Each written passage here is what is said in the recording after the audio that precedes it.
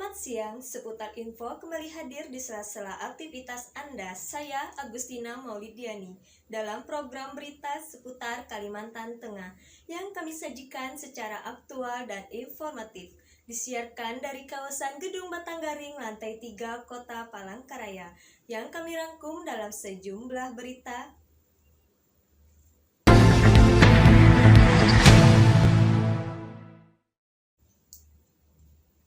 Rektor Universitas Palangkaraya Dr. Andre Elia melantik pejabat Rekan Fakultas Matematika dan Ilmu Pengetahuan Alam atau FMIPA periode tahun 2020 sampai 2024. Kegiatan berlangsung di Aula Rahan, lantai 2 Gedung Rektorat UPR.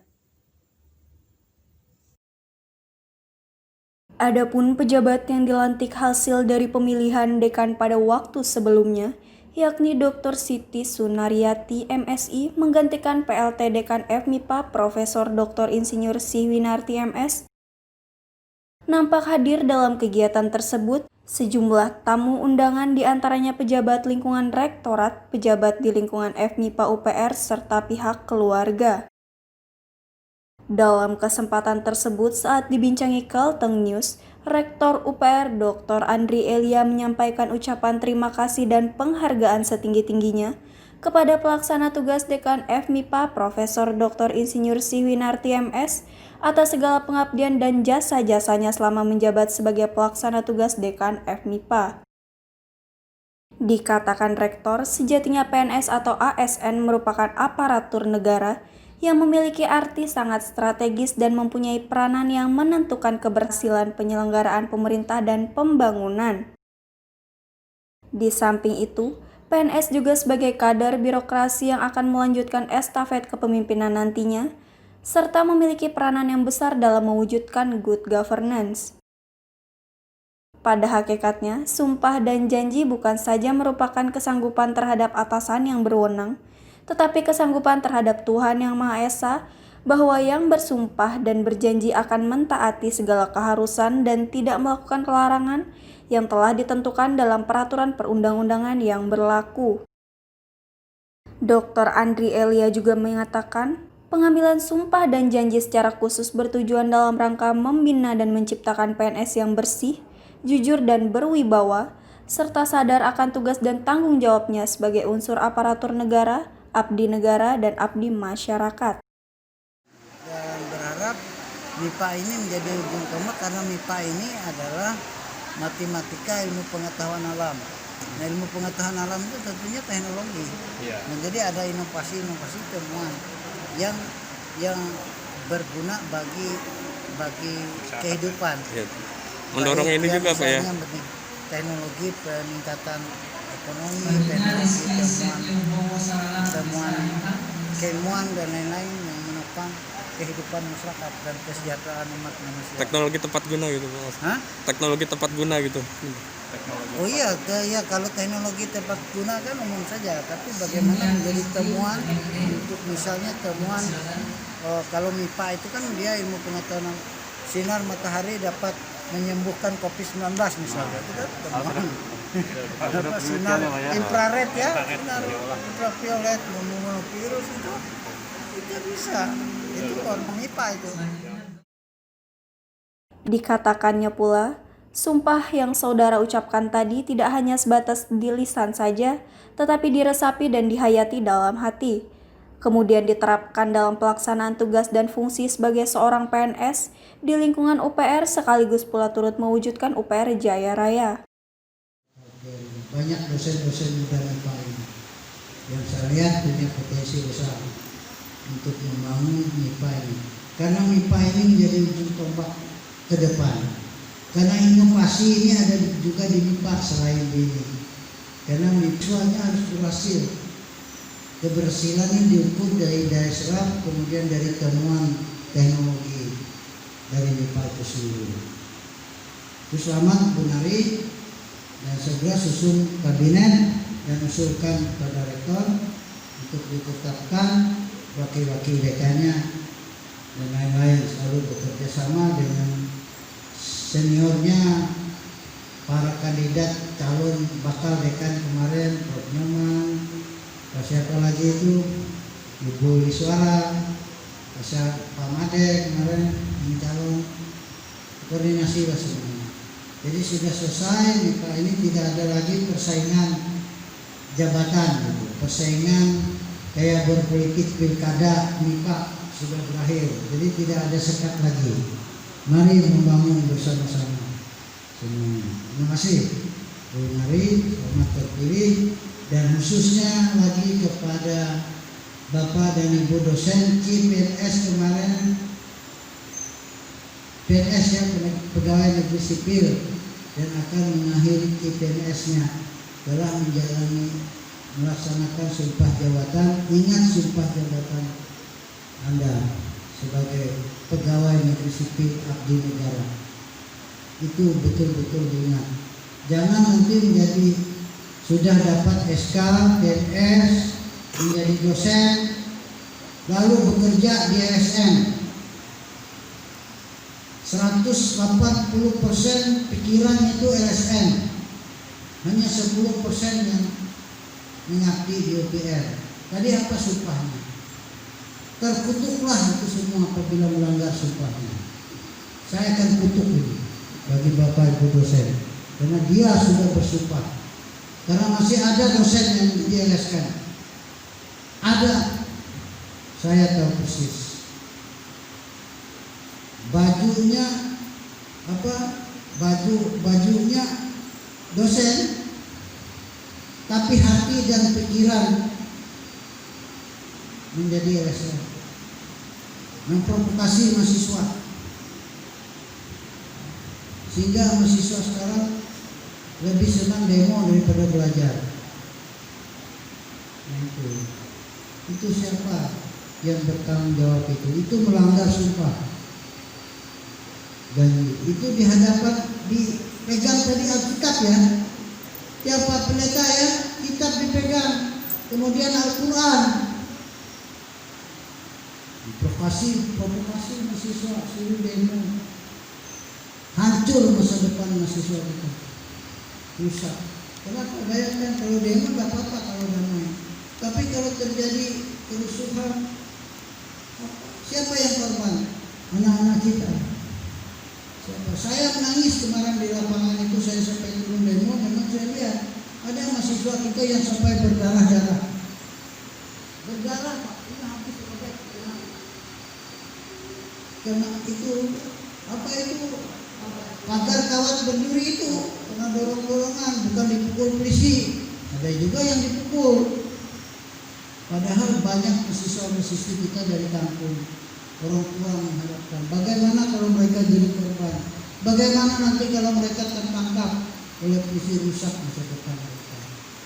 Tentunya para Bapak Ibu dosen semuanya bertanggung jawab masa depan anak-anak kita.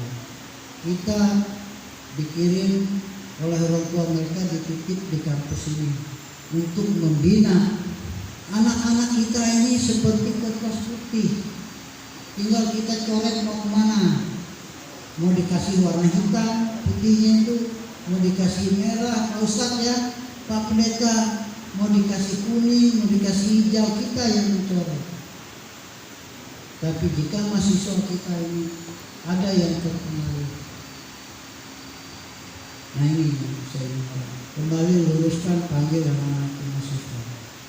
Saya mendengar kok di FB, saya melihat, membaca di FB.